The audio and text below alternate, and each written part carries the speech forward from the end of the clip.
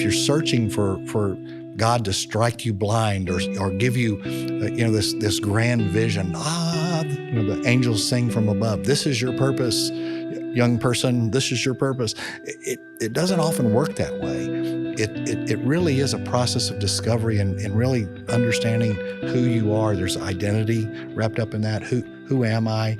And if you understand yourself to be a child of God, and our baptism tells us we're children of God, then you start living out of that sense, out of your identity.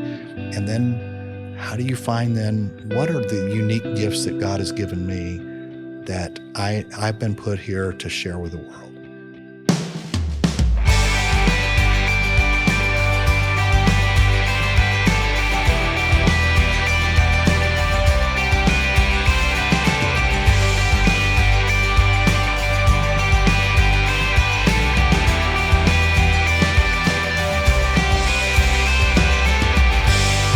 Welcome to the More Than Sunday podcast, where we tackle tough questions about our faith that many people have but are often afraid to ask.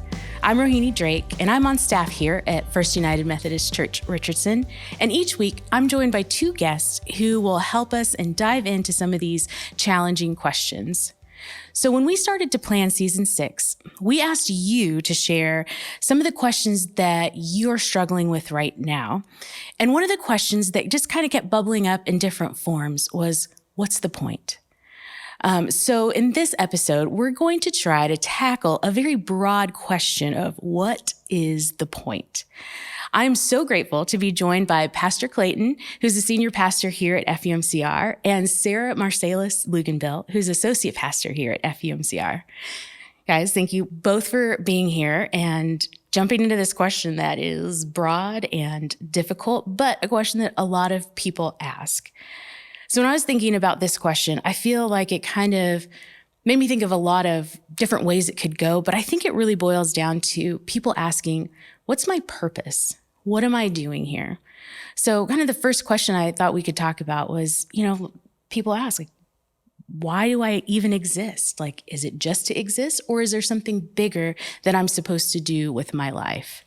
That is the constant question that I hear. I work with young adults, and I've worked with young adults for years, and I hear that over and over and over. And part of the thing that they want is they want me to give them an answer. But that question is so uniquely different for each person. And unfortunately, it just takes the journey. It takes the journey of life to go through. But I think in particular about one of my young adults right now who's asking that question. And he's a guy who wants to know all the answers. He's extremely educated, PhD student, like just brilliant. And he's at a place now where he needs to know what's the purpose of it all. And I watch him as he so is holding on to this knowledge and this understanding, and he's starting to release. And now comes purpose and understanding. It's really cool to see. Yeah, I think there's a deep need within us to know, is there something I've been put here to do? And there's almost a fatalistic way you can look at your life that is this sense of, well, we just, we exist and then we die. And that our lives really have no purpose or no meaning. And I've talked to people that feel that way, that have that sense of, that there's no rhyme or reason to this. And then you go from there to this idea that we have each one been placed here by a loving God, with unique gifts and unique abilities. And part of our task is to find how do we use that? What do we do with that? And particularly, I think people are looking for, I wish God would just show me that this is my purpose. And it's not that easy, is it? It's never that clear. It's a process of discovery where we're always kind of searching and trying to find out, why am I here? Why now and at this place and time? What is my purpose? There's a story in Matthew and Luke, and it's a story that's really well known in the church, and it's the story of the lost sheep. And I often like to think of it from the point of the sheep.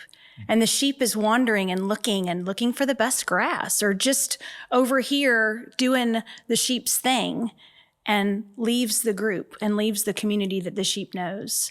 And the story is that the shepherd notices there's 100 sheep and notices that one is missing, and that one is so important that the shepherd goes. And I think that that's the part that I hear connecting with, that you are so important to God, that in your wandering and in your looking for greener grass or content with whatever life is bringing you, God is still searching for you. God is still loving you and calling you back to the community where you can be known. No, that's really great. And it makes me think, like you shared, that you know a young adult that's struggling with this. And I know for myself personally, it feels easier if there's a way through it. Like, can you just tell me the answer? Can you give me just even a path to follow? And so I've thought, we're part of the FUMCR community, and FUMCR has a mission statement where we welcome, we grow, and we serve. And that's based on who we are and who we want to be in this world. So is there any value for us personally to find our own mission statements that guide us by our own experiences and morals and ethics?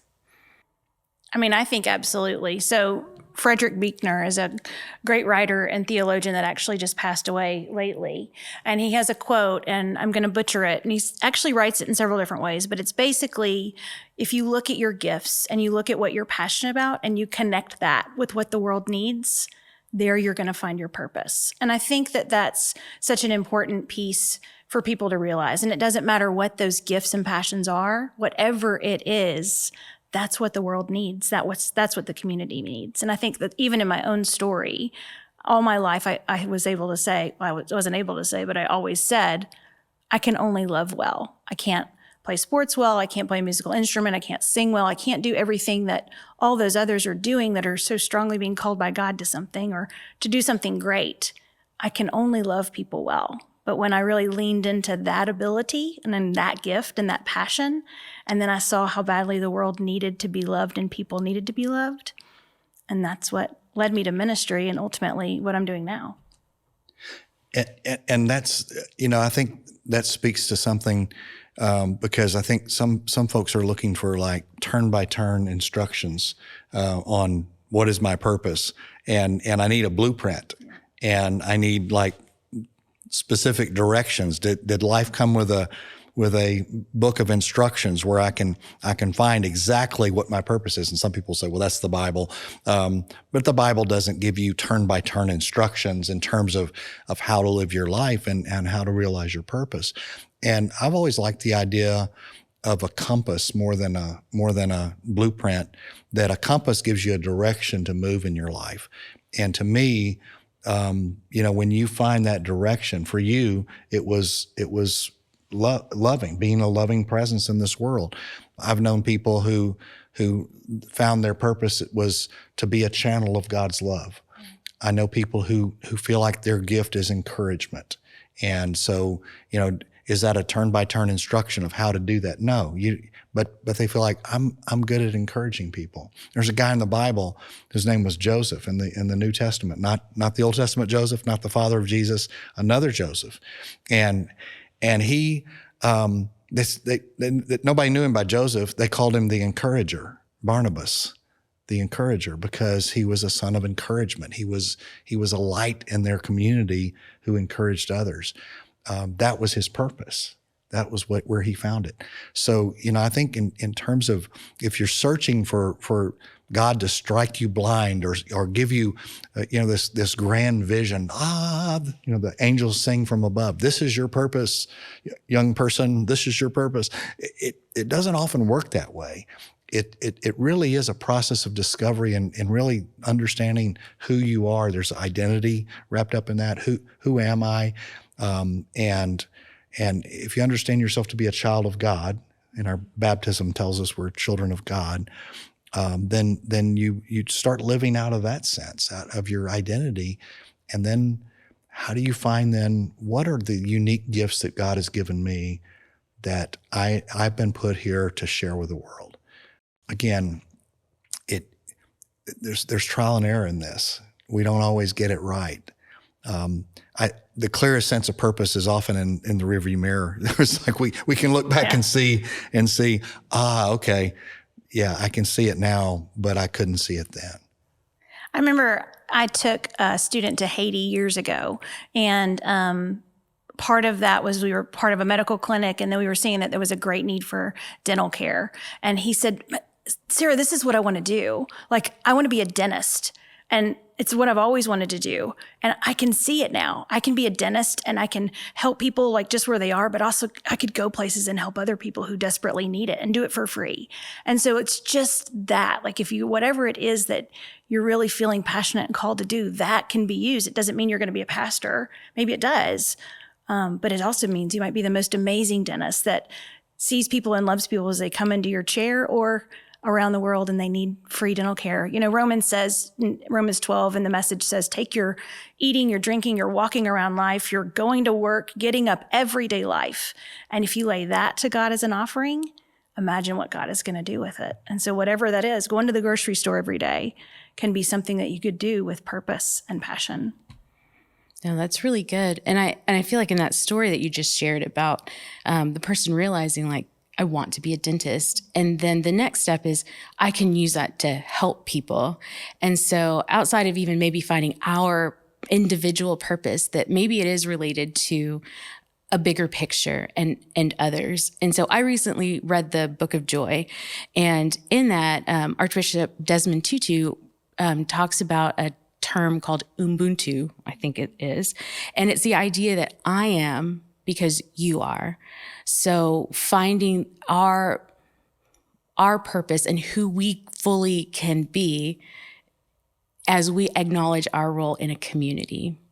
And always waking up with the idea of what can I do for the world or what can I do to just not hurt the world? Do you feel like there's something to community that we all individually need to acknowledge to help us find and direct what our purpose might be? You know, Rick Warren wrote a book years ago called The Purpose-Driven Life. And the very first line of that book is, it's not about you. And I've always loved that because that is the biblical message that I mean, what does it profit you if you have everything, you gain everything, but you forfeit your soul? And there's something about emptying yourself. And that doesn't mean, you know, you treat yourself badly. It means that you look at the needs of others. It's not that you neglect yourself. It's that you care about others. And Jesus invites us into this life of selflessness. And in doing that, it's like we become part of something bigger than ourselves.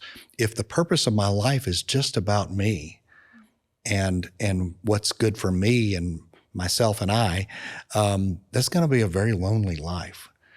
If the purpose of my life is to participate in something larger than myself, in community, to share the love of God with others in some way. I mean, Jesus said what it all boils down to: love God, love your neighbor. It's you know, that's a compass point, a direction to move with my life. I'm going to participate in life in a community and share life with others in such a beautiful way. I was telling Rohini a story about a young man in my church, in another church, who I knew from the time he was 12 till the time he died when he was 17. And we had his service the day before Easter. I'll never forget that Saturday, Holy Saturday, between Good Friday and Easter, having his service. He was a young man that was born with all kinds of challenges. His brain was not fully developed. His physical capacity was that he was in a chair. He couldn't talk. He couldn't communicate other than through his eyes and his smile.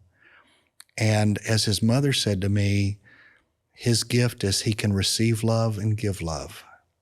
And I thought, I've never known someone who lived into his purpose. And it made me think, what is my sense of purpose? It really is to receive love, that I'm loved by God, and to then give love, to love others. And that was one of the most beautiful souls that I've ever known, just in his capacity to be who God made him to be.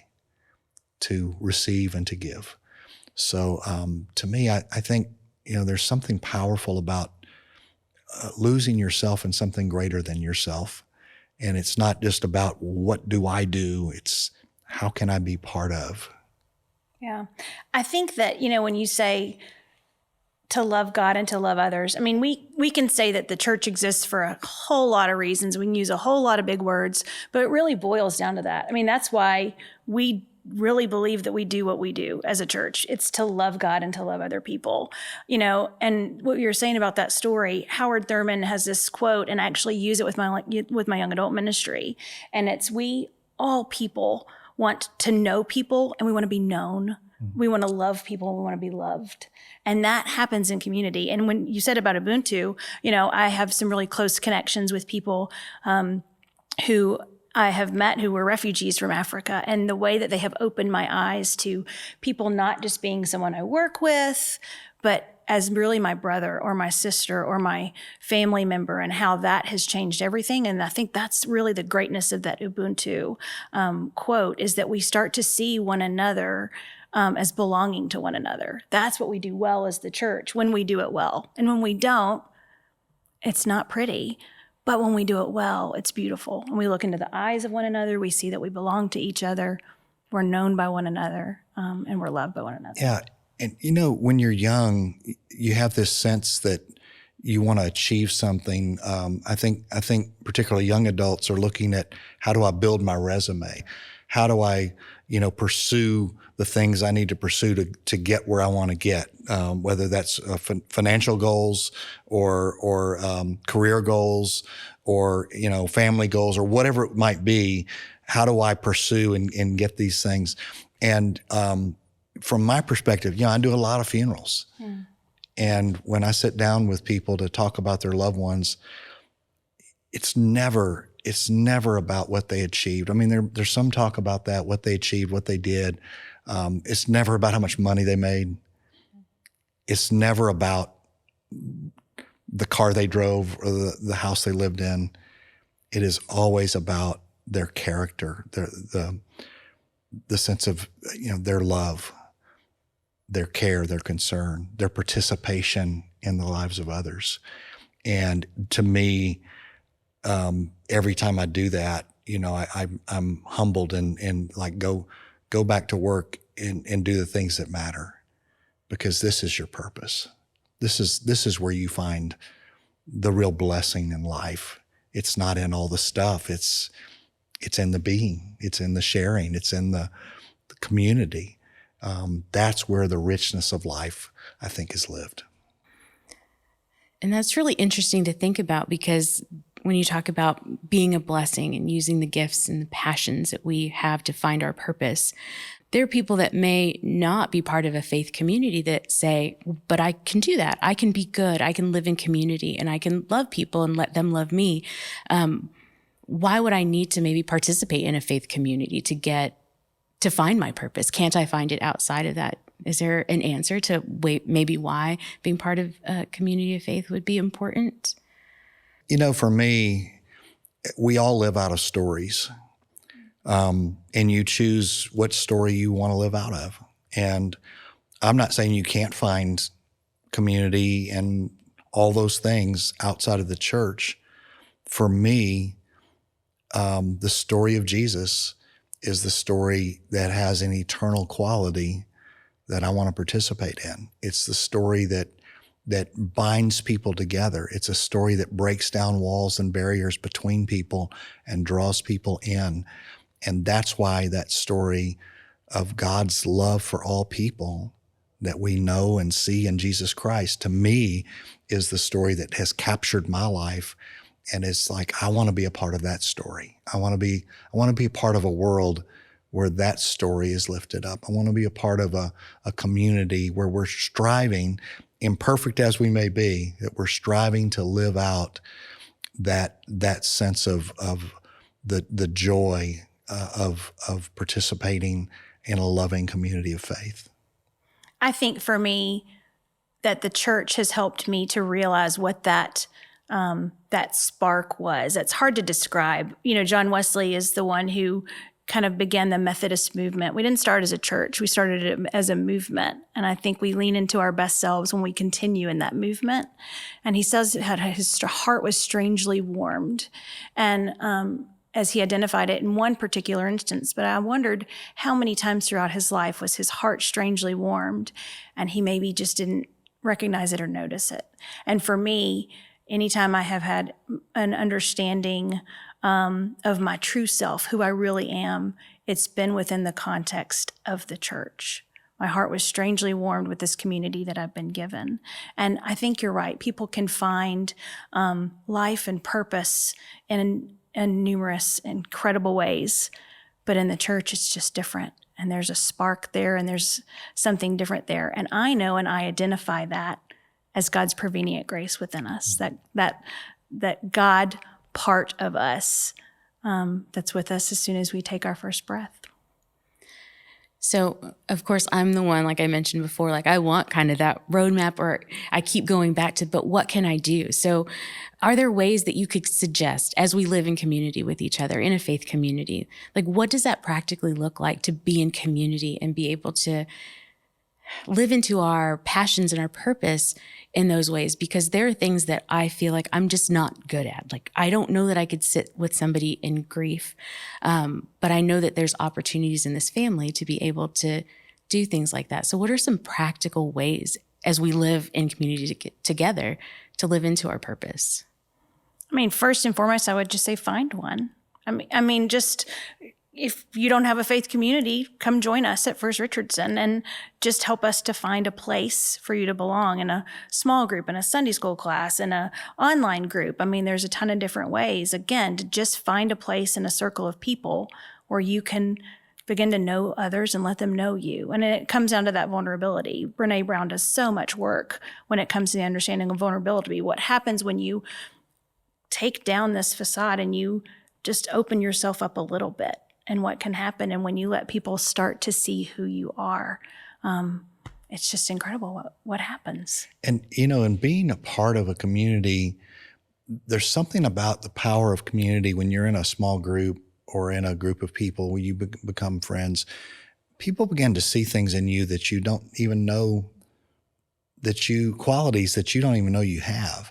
And so people will begin to speak into your life in such a way. It's like, wow, you are so encouraging, or you are always such a ray of sunshine, or, you always probe right to the heart of a problem. In different ways, people are gifted. And I think it's, you feel things inwardly. We talk about this with a call to ministry. You might feel an inward call, but it's the outward confirmation. It's when other people start to say, you really have gifts. You may be called to do this or that. And I think that's true no matter the profession or what you do, that there's a sense in which other people see giftedness in you. And when you're in community, they call it forth. And I've always thought that's one of the roles of the church. And it's the role of teachers. It's the role of preachers. It's the role of everyone. It's like to see gifts in people and to call those gifts forth. How do we see the giftedness of the other and then name that and let them see that so that they can live into their purpose? It's a beautiful thing when you see people in community who are affirming each other's gifts, their giftedness, and then encouraging each other to live into that giftedness. So I think that's what the church can do. And it's a scary thing to do. I mean, if you're not part of a community yet, that's a scary thing to go and to do that. And so there may be some out there who think, oh, well, I'm not good enough, or I'm not smart enough, or, there are a number of reasons why you shouldn't. But I think the number one thing is that you're loved and you matter. And so we need you, honestly. You're good enough and you're smart enough, and gosh darn it, people like you. There's an old Saturday Night Live reference. Perfect. What we're always looking for. No, that's beautiful. And I do feel like you said, vulnerability, taking that first step to just, I'm going to try it out. This is something I've been looking for. Can't find it in myself. I need to try and find it maybe in community is a next step. Another question I was wondering about is, here we talk about the Bible. We talk about Jesus' example in the Bible of a life that we aspire to emulate and take notes from and try to live into. But are there other stories or characters in the Bible that we look to say, they were somebody that found a purpose, and maybe they weren't looking for it necessarily, but they found it? Are there any stories or examples we look to aside from Jesus? So many of I would love for people to just read the call stories in the Bible, because a lot of these people, they weren't looking for anything. They weren't particularly gifted in their own minds. And every one of them has an excuse of why they can't do what God has asked them to do. So all of them feel inadequate for the task. And there's something about, as one pastor, Fred Craddock, who's a professor, once said, if you think you're qualified, you're not. And if you know you're not, you are. And I love that quote, because none of the biblical characters think they're qualified. Jeremiah says, I'm too young. Sarah says, I'm too old. Moses says, I have a speech impediment. Here I am, Lord, send my brother Aaron. It's like no one feels qualified. And yet God uses them. God works within their limitations and their giftedness to do what God needs them to do. Esther, who is to say that God has not called you for such a time as this? She was just going through life, and then she's put in a position where she could make a difference. Sometimes you look around and you realize, I'm in a position where I could do something. I may not be in the position I think I want to be in one day, but where I am, I can make a difference. And what I love about Esther is that she was completely content, completely content. She had all the food she needed, the clothes, everything. She was living the dream. But there was a spark in her that was challenging part. And that was also her identity. And then she trusted Mordecai, and Mordecai was speaking honesty and truth into her life. Mm-hmm. So I love that story. Yeah. That's great. I appreciate you sharing those stories. And I think we're getting close to our last question. And I want to find out, in your own kind of personal experiences and things that you found maybe helpful, are there podcasts, are there books that you would recommend for somebody who's, embarking on this journey to find purpose and find out, what's the point of all of this? Yes. Name them all, Sarah. I have a list of books, and I'll give them to you, and you can put them just kind of in the notes so that people can. I remember there's a book called, and I can't remember who wrote it right now, but reading that, it just opened my eyes. And I was already seeking calling in a life. I had a life that I was living in ministry, and really felt where I was. And when I read that, it was, what else? What next? What other ways? So the book Called is an excellent resource. I have a list of them, and another one I love is called Liturgy of the Ordinary. And it's a kind of a different book, not necessarily purpose, but it allows you to kind of open your eyes to sacredness in making a peanut butter sandwich, and kind of looking at our everyday and how that can be uniquely different or sacred or special. And again, the way it just kind of changes the lens that we see with. So that's great. Yeah, I think, someone said one time, the two greatest days of your life are the day that you're born and the day you discover why. And a lot of us never really find that aha moment where this is why I was born. But if you're living in a sense of purpose, and think of some resources like Parker Palmer has some of his writing is so good about listening to your life, and Brene Brown, I think, is such an excellent resource. Some of her writings. Richard Rohr. I think there's so many great writers, but this idea that this is why I'm here, and it's not always clear, is it? And yet you look around your life, and it's like, today I am here for this purpose. I'm here to be an encourager. I'm here to live in gratitude. I'm here to share the love of Christ. I'm here to do whatever I can do this day Mother Teresa said this one time, I do what I can, where I am, with what I have.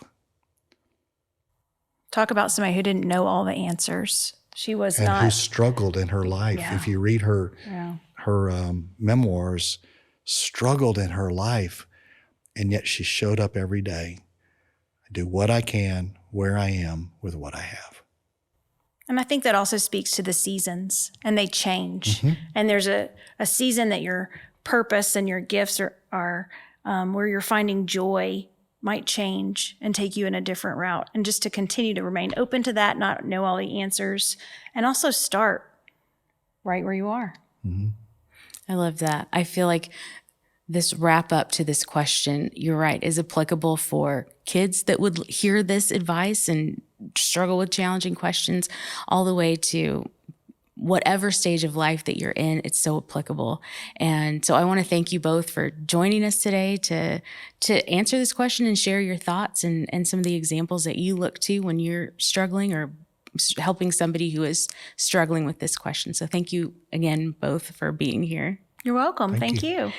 And thank you all for listening to this podcast. Just like Sarah mentioned, we have, she came in with a bag full of books, and we'll get every title and author of those books, and we're going to list it on our podcast resource page, which is fumcr.com/morethansunday. And we hope that you will subscribe to this podcast on your favorite podcast player, and check out the video version of this podcast on our FUMC, or the YouTube channel of FUMCR, which is youtube.com/FUMCR. And we also hope that you join us next Wednesday when we have 2 new guests that will help us tackle another challenging question about our faith.